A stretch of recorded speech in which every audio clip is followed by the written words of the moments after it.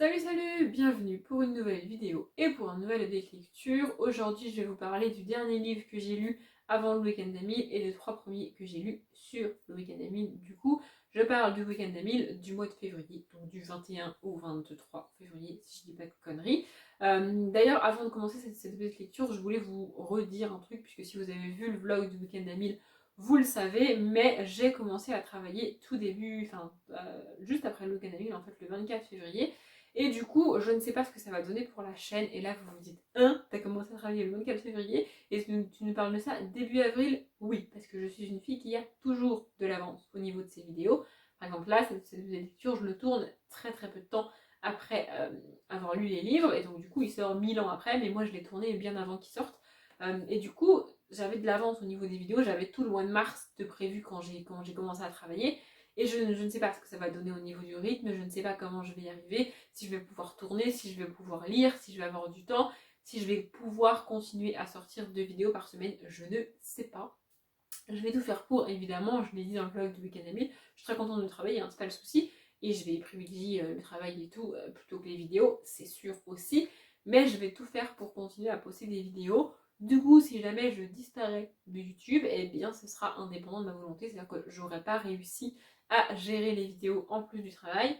Donc voilà, quoi qu'il arrive, je vais tout faire pour un jour revenir, je ne sais pas quand, mais voilà, si je disparais, un jour je réapparaîtrai. C'était juste pour vous informer que si vous voyez plus de vidéos de moi, je ne serais pas morte, je serais juste en train de travailler.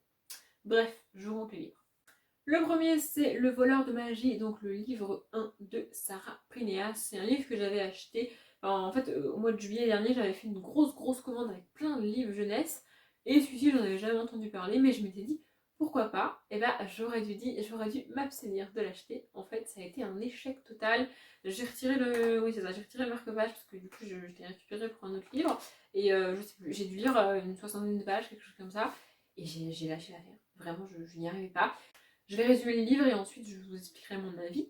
Donc on y suit Connie, un jeune garçon qui a priori vit dans la rue et qui vole les passants et les gens pour récupérer de l'argent et pouvoir survivre. Et donc au tout début du livre, il croise un homme qu'il identifie comme un magicien. Je crois en tout cas c'est un magicien. Je ne sais pas s'il l'identifie lui comme un magicien, mais c'en est un. Et il se dit, bon bah il est vieux, il marche lentement, je vais le voler lui, il s'en rendra pas compte. Donc il tente de lui voler sa bourse en fait, sauf qu'il se retrouve avec une espèce de pierre chelou dans les mains. Le magicien débarque et lui dit tu m'as volé ma pierre, viens, je t'invite à dîner. D'accord, donc ils vont dans une auberge, ils dînent, puis ils passent la nuit dans l'auberge. Et à partir de là, Connie va suivre le magicien dans tous ses déplacements. Et voilà, on va suivre ça, on a une vague histoire de la magie est en train de disparaître, c'est dangereux, il faut pas que ça disparaisse. Et c'est tout. Et pas pour vous, mais moi ça me paraît beaucoup trop flou. Je vous assure qu'il n'y a aucune information supplémentaire par rapport à ce que je vous ai dit dans le livre. Mais alors, qui est Connie? Pourquoi il est tout seul? Pourquoi il est dans la rue? Qu'est-ce que c'est que ce délire? Qu'est-ce que c'est que cette pierre chelou? Pourquoi le magicien, alors qu'il vient d'être volé, il invite le gars à dîner? Pourquoi Connie se mal suit comme un petit chien? Pourquoi la magie elle disparaît? Pourquoi c'est grave si elle disparaît? Enfin, je sais pas, moi j'ai beaucoup trop de questions. Je peux pas continuer à suivre des personnages qui font des trucs alors que je ne comprends rien à ce qui se passe. Enfin, c'est pas possible, je n'y arrive pas. Je ne peux pas faire ça. Je ne sais pas faire ça. Donc au bout d'un moment, je me suis dit, mais je vais avoir des réponses un jour ou pas? Et au bout de 60-65 pages, je me suis dit, je ne peux pas continuer. Je ne veux pas continuer, je n'ai pas envie de continuer. Alors c'est pas que je m'ennuie, hein, parce qu'il se passe des trucs, ils bougent, ils se déplacent, ils font des trucs. Enfin voilà, vraiment, il y a un peu d'action, mais pourquoi en fait? Pourquoi on n'a pas de réponse? Pourquoi on n'a pas d'explication? Pourquoi on n'a rien en fait? Voilà, je trouve ça beaucoup trop flou pour moi. Donc je me suis dit, c'est quoi, on va arrêter parce que ça me passionne pas des masses. Hein. Voilà. Donc j'ai arrêté de le lire. On a des illustrations, voilà. Je sais pas si vous voyez, c'est en noir et blanc et tout. C'est très sympa, c'est à chaque en tête de chapitre, mais trop flou. Voilà. Pas assez de réponses. Moi je ne peux pas lire un livre dans lequel c'est flou. Hein. Voilà. Donc j'ai arrêté de le lire et je suis passée à autre chose du coup. Hein. Voilà. J'avais quand même une musique qui est Chills de Why Don't We. Ensuite j'ai lu Moi Boy de Roald Dahl et ça c'était trop cool. Je m'en étais aperçue mais j'étais pas sûre de moi au moment de faire la page du mois de février.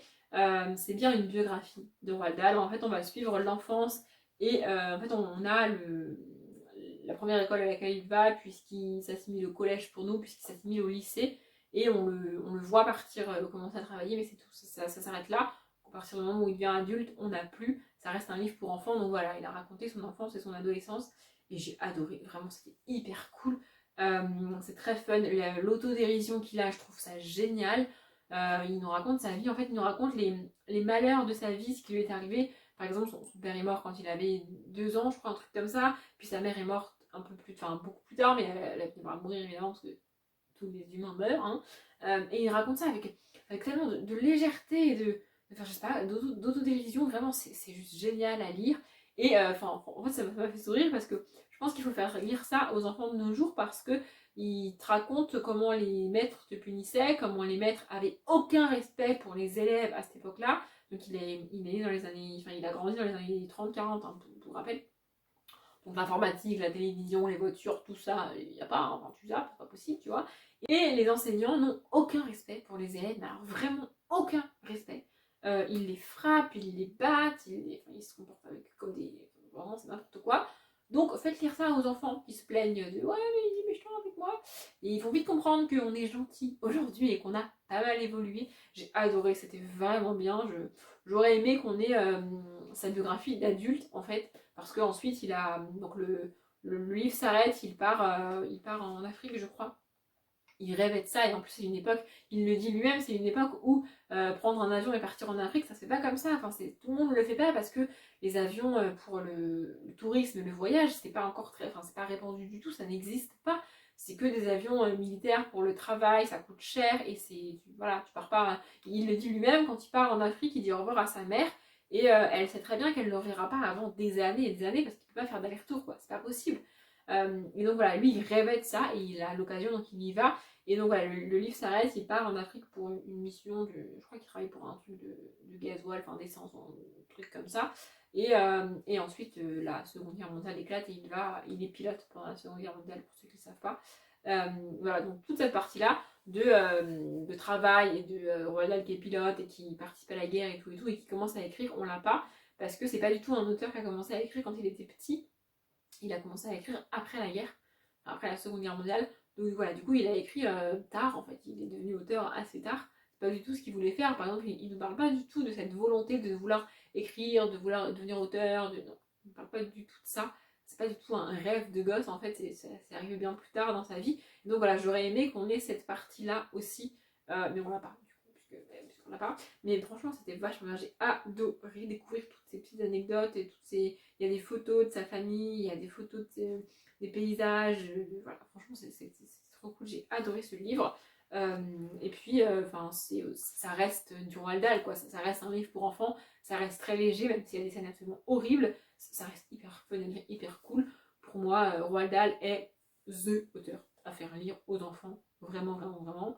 Si vous faites lire ne serait-ce qu'un seul livre à vos enfants, choisissez un Roald Dahl. Vraiment, pour moi c'est génial. Pour vous donner un ordre d'idée, l'une des phrases qu'il a dites, je ne sais plus où elle est écrite dans le livre, mais l'une des phrases qu'il disait, c'est écrire pour les 7-9 ans, c'est la tranche d'âge la plus difficile en fait, parce que tu as à la fois la responsabilité de ne pas les dégoûter de la lecture, de si tu peux leur faire aimer la lecture, et surtout parce qu'un enfant de cet âge-là n'a aucune retenue, n'a aucune... il va pas prendre sur lui, il va pas lire un livre, s'il s'ennuie, il s'ennuie et il le lira pas. Donc voilà, voilà. Du coup, il a écrit dans cette optique-là de faire lire les enfants, de faire aimer la lecture aux enfants, de divertir les enfants et de voilà. C'est ça qu'il faisait pour les enfants et je trouve ça vraiment cool. Bref, j'ai adoré ce livre, tout comme tous les autres de Roald Dahl. Et d'ailleurs, je crois que j'ai tout lu maintenant. J'ai plus rien à lire de Roald Dahl. Je suis un peu dégoûtée parce que du coup, j'ai plus rien à découvrir. Mais bon, je pourrais toujours les relire. Bref, j'adore Roald Dahl, j'ai adoré ce livre-là. Je vous conseille celui-là et tous les autres de Roald Dahl. Vraiment, vraiment, si vous les avez pas lus, lisez-les. Et si vous voulez les faire lire à vos enfants, eh bien, faites-les lire à vos enfants. Vraiment, vraiment. Ensuite, un livre que j'ai terminé sur le week-end d'Amil, c'est Pourquoi pas Evans de Agatha Christie. Je l'avais dit dans la paille de février que je l'achèterais et je le lirais. Et du coup, c'est ce que j'ai fait. Franchement, ça n'a pas été dingue comme lecture. Hein. Voilà, c'est pas du tout mon préféré de Agatha Christie. Je n'ai pas compris, je n'ai pas du tout apprécié.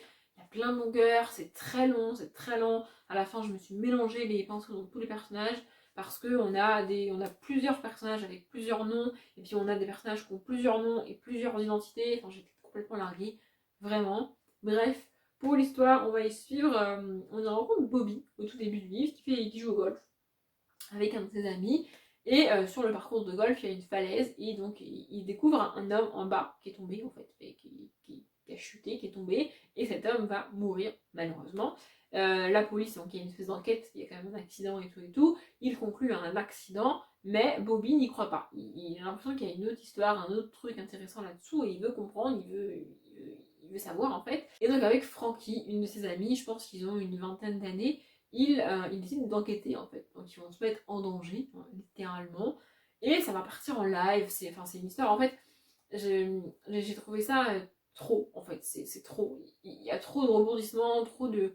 Alors il fait ci, puis il fait ça, puis il va là-bas, puis il revient, puis il repart, puis enfin, ça part dans tous les sens, vraiment.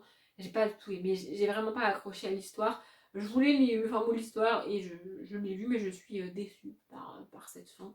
Vraiment, pour moi c'est trop gros en fait. C'est le genre d'histoire où c'est pas cohérent et c'est pas réaliste parce que ça va trop loin en fait dans le game. Enfin, je veux dire, pas possible. Enfin, moi, j'ai pas du tout trouvé ça réaliste.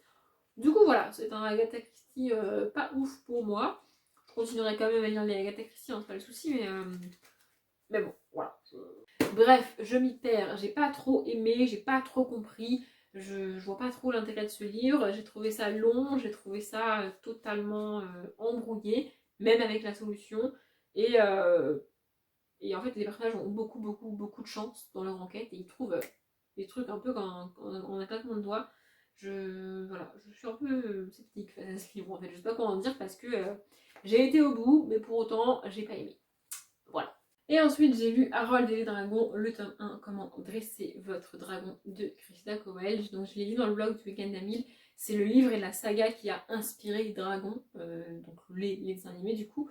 On retrouve les mêmes personnages, la même ambiance, voilà, on est avec des vikings, on est avec Harold, il y a des dragons et tout, mais c'est pas du tout la même histoire. Donc moi je vais résumer le livre, si vous trouvez ça totalement différent du film, c'est normal. Donc on y rencontre Harold. En fait, donc Harold est le fils du chef des Vikings, comme dans les animés, ça ne change pas. Et il n'a pas du tout le physique type du Viking, il n'a pas du tout la mentalité type du Viking, et il est un peu dans la merde parce que au tout début du livre, lui et tous les enfants de son âge doivent passer un espèce merde, comment ça s'appelle, enfin, ils ont des épreuves à passer pour faire intégralement partie du clan des Vikings, et s'ils réussissent pas ces épreuves, et bah à la première étape ils meurent, et à la deuxième étape ils sont exilés parce qu'ils n'ont pas réussi. Donc il faut qu'il réussisse absolument, surtout que, comme je l'ai dit, il est fils du chef, donc il a un petit peu la pression, tu vois. Et donc voilà, leur mission c'est de choisir un dragon et l'élever. Comment dresser votre dragon, c'est ça le truc. Et donc voilà, on va suivre Harold qui fait ça avec d'autres enfants. Il n'est pas vraiment aimé, hein. On l'appelle Harold l'incapable ou un truc comme ça. Enfin, il est tellement nul qu'on l'appelle comme ça. Et voilà, c'est un personnage que j'adore. Je l'aime autant dans le livre que dans le film. Vraiment. Et puis j'adore le style de dessin de Christa Cowell. C'est un genre de dessin, genre pas fini, genre gribouillé à l'arrache. Et franchement, je trouve ça trop cool. Je l'avais déjà dit, mais ça me rappelle un peu le style de Tim Burton. Et au début, je vais vous montrer, on a tous les personnages de dessin.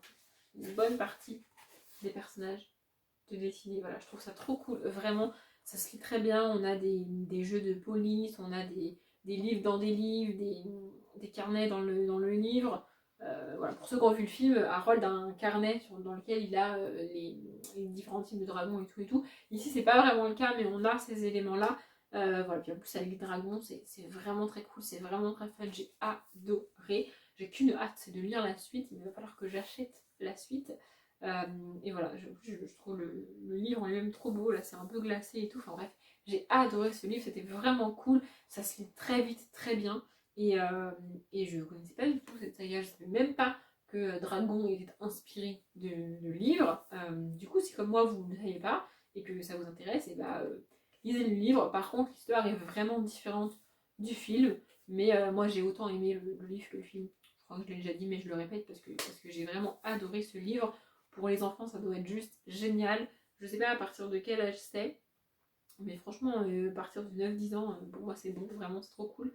Bref, je pourrais parler de ce livre pendant 1000 ans alors que j'ai pas grand chose de plus à dire, À part que c'est un univers vraiment cool, l'écriture est hyper fluide, c'est vraiment cool pour les enfants et en plus c'est illustré. Voilà, bref, j'adore. Et j'ai écouté Alone Together de Dan plus Shay en lisant ce livre. Du coup, j'ai présenté les 4 livres et le date lecture est terminé. Je m'arrête là, j'espère que ça vous a plu. Comme d'habitude, je vous souhaite une bonne journée, un bon après-midi, un bon appétit ou une bonne nuit et je vous dis à bientôt.